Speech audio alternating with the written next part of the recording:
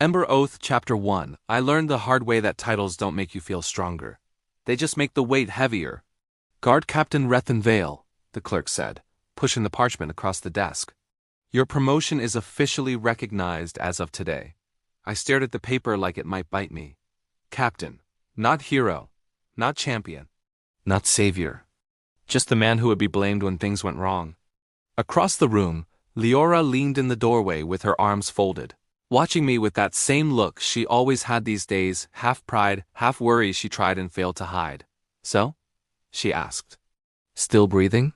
For now, I replied, signing where the clerk pointed. Ask me again when the walls start screaming. She smiled despite herself.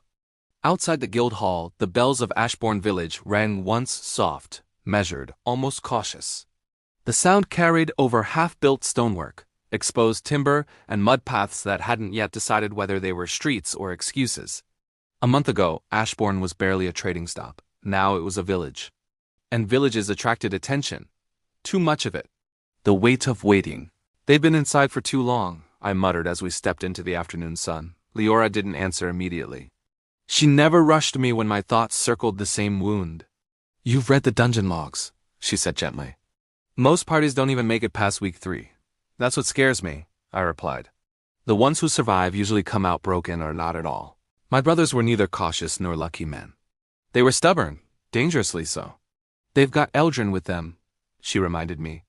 And that floating skull of his, that thing creeps me out, I snorted. But yes. If anyone knows when to run, it's a necromancer who already died once. She gave me a look. Too soon? Always too soon. We stopped near the unfinished outer wall. Stone blocks lay stacked beside trenches where laborers should have been working. Should have been. Conscription had taken them. Taken most of my guards too. No announcement, no explanation. Just a seal from the High Council and quiet orders carried by riders who didn't bother answering questions. No one ever told you the reason when the reason was bad. They took half the watch, Leora said softly. Even the green recruits you trained yourself? And didn't even tell me which border they're dying on, I replied. That's the worst part. Uncertainty didn't just scare people, it rotted them. Paperwork and powerlessness. The barracks smelled of oil, iron, and frustration. I'd barely stepped inside before Taven, my appointed scribe, looked up from his desk with a grin far too pleased for someone about to test my patience.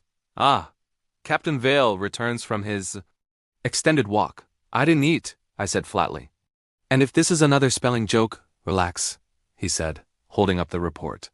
Just standard theft. Pickpocket caught near the grain stalls. I crossed my arms. You checking for errors? Of course, someone has to, he said pointedly. I leaned closer, looming just enough to remind him why he'd been told to do daily combat drills.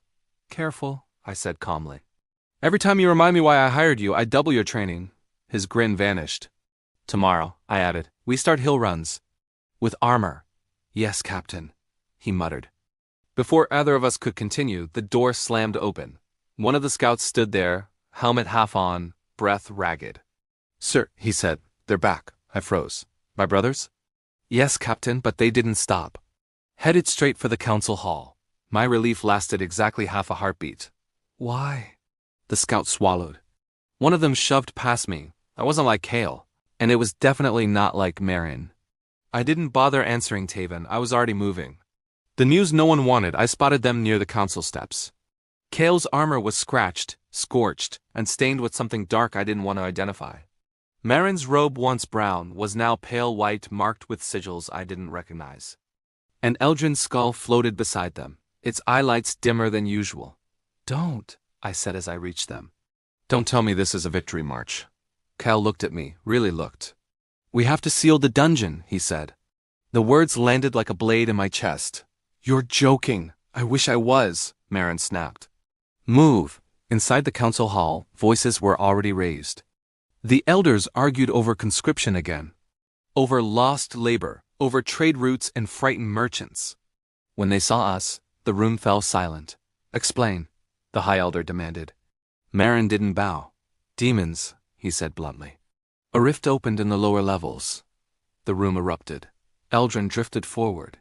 Not scouts, the skull said calmly. Commanders. The color drained from the High Elder's face. A looming shadow. They were planning something, Kale said. Not raiding, not hunting, anchoring, Marin growled. This village was meant to be a foothold. Silence followed. Then the High Elder exhaled shakily. That's why the conscription came.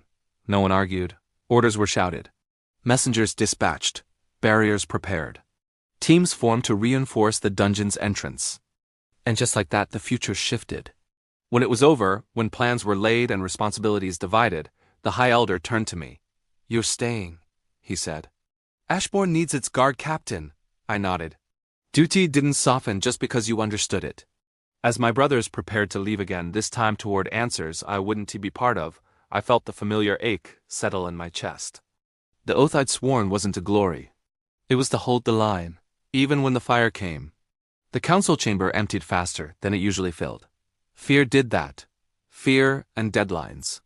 Stone doors slammed shut behind the elders as orders spread through Ashbourne like sparks on dry straw. Couriers ran. Smiths were roused half-drunk from workshops. Old wards, normally ceremonial, were dragged out and dusted off as if remembering their purpose could make them stronger. I stood near the hall's entrance, watching my brothers prepare to leave again. So soon. You're not even patching your armor, I said to Cal. He shrugged. If it didn't kill me in the dungeon, a loose strap won't do it outside. That's not how probability works, I muttered. Marin adjusted the white-marked robe he now wore, the sigils faintly pulsing as if responding to his mood. I still didn't like looking at them. Too clean, too deliberate. They're not decorations, he said, catching my stare. They're containment marks. Temporary ones. Temporary has a bad reputation, I replied. Eldrin's skull rotated slowly between us. The rift will not remain contained indefinitely, it said. Your instincts are correct, guard captain, I glanced at it. Ever consider softening the delivery? No. Figures. Symbols and suspicions. By dusk, Ashbourne had changed. Every doorway bore a chalked sigil, two intersecting lines, simple enough that even children could draw them. Pendants were hastily hammered out of scrap iron, wood, bone, whatever people could wear close to the chest. The symbol didn't block demons. It burned them. That distinction mattered, Eldrin had explained. Pain deterred infiltration. Ignorance did not. The symbol only harms them if the bearer knows why it works, Marin had added. Belief mattered. Understanding mattered more, which meant someone had to teach the village. That someone became me. I stood in the square beneath flickering lanterns, explaining the mark again and again until my throat felt raw. This won't make you invincible, I said. It won't stop blades or spells, but it will reveal lies. If someone refuses to wear it, you report them. No arguments. The crowd murmured. Fear mixed with something worse doubt. Someone finally asked what everyone else was thinking. What if the demons already look like us? The square went quiet. I didn't pretend certainty. Then we watched more closely, I said.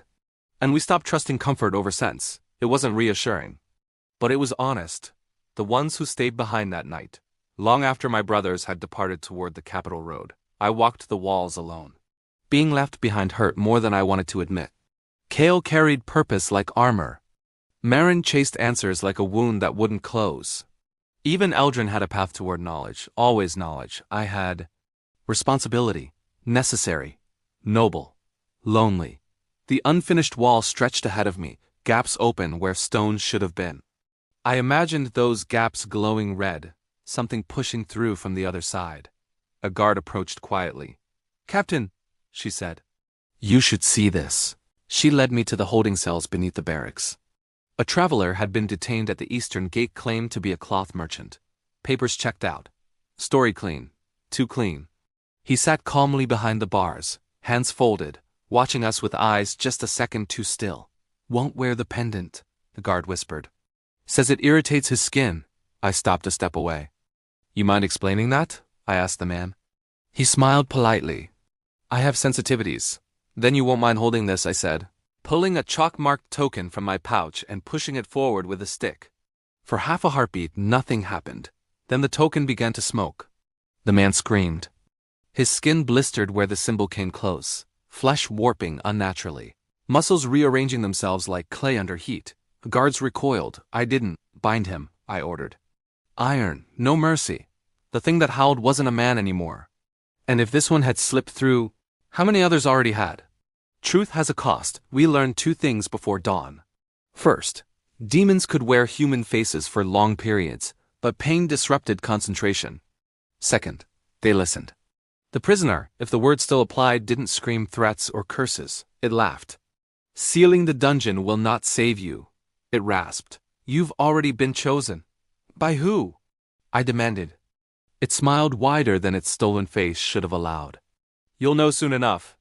Then its body collapsed, magic unraveling itself rather than risk capture. No blood, no corpse.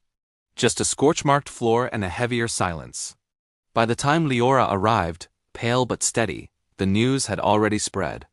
They'll panic, she said quietly. Yes, I agreed. But now they'll listen. She studied me for a moment.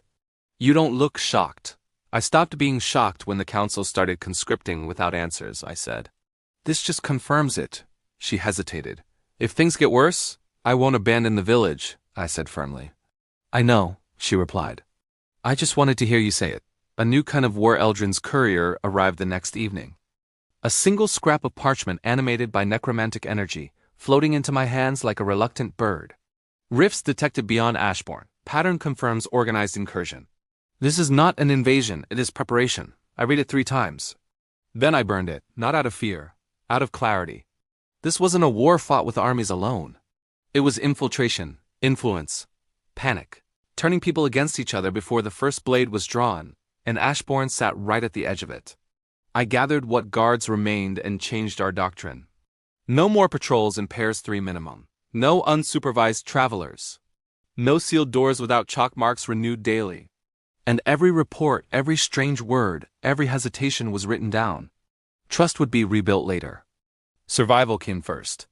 The Ember Oath, on the 7th night after the dungeon was sealed, the wind shifted. You can call it superstition, but every veteran felt it. Something old was paying attention.